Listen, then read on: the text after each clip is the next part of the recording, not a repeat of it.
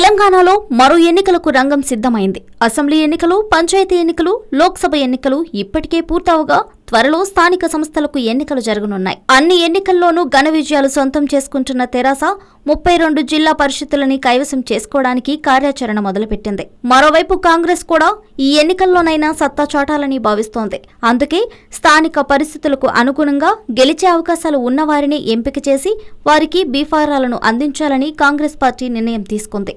అభ్యర్థుల ఎంపిక బాధ్యతలను కూడా డీసీసీలకు అప్పగించింది. రాష్ట్రంలోని 32 డీసీసీ అధ్యక్షులతో టీపీసీసీ చీఫ్ ఉత్తమ్ కుమార్ రెడ్డి గాంధీభవన్లో సమావేశమయ్యి ఆయా జిల్లాల డీసీసీ అధ్యక్షులకు ఏ ఫారాలను అందించారు. స్థానిక సంస్థల ఎన్నికల్లో పోటీ చేసే అభ్యర్థులు బీఫారం తీసుకునే సమయంలో 20 స్టాంప్ పేపర్పై అఫిడవిట్ను తీసుకోవాలని డీసీసీ అధ్యక్షులకు ఉత్తమ్ సూచించారు. పార్టీ ఫిరాయింపులకు పాల్పడబోమని, పార్టీ విప్ ఆదేశాలను ధిక్కరించబోమని పోటీ చేసే అభ్యర్థులు అఫిడవిట్ సమర్పించాల్సి ఉంటుంది.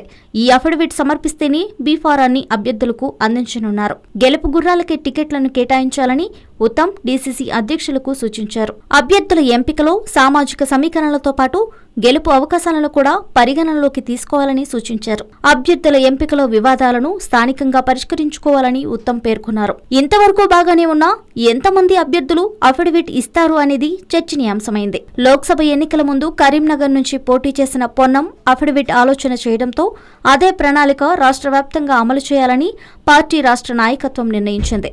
ఇదే ఇప్పుడు పార్టీలో చర్చకు తెరతీసింది. ఎంతమంది అభ్యర్థులు నాయకత్వ ఆదేశాలను పాటిస్తారు, ఇలా అయితే అన్ని చోట్ల పోటీకి అభ్యర్థులు దొరుకుతారా అనే టాక్ సొంత పార్టీలోనే నెలకొని ఉంది. మరి కాంగ్రెస్ తీసుకున్న నిర్ణయం ఆ పార్టీకి ఏ మేరకు లబ్ధి చేకూరుస్తుందో చూడాలి. హలో, మిమ్మల్నే ఫిలిం సెలబ్రిటీస్ రియల్ స్టోరీస్ ఏంటో తెలుసుకోవాలనుందా? లేటెస్ట్ గా రిలీజ్ అయ్యే మూవీ రివ్యూస్ నేను చెప్తే వినాలనుందా?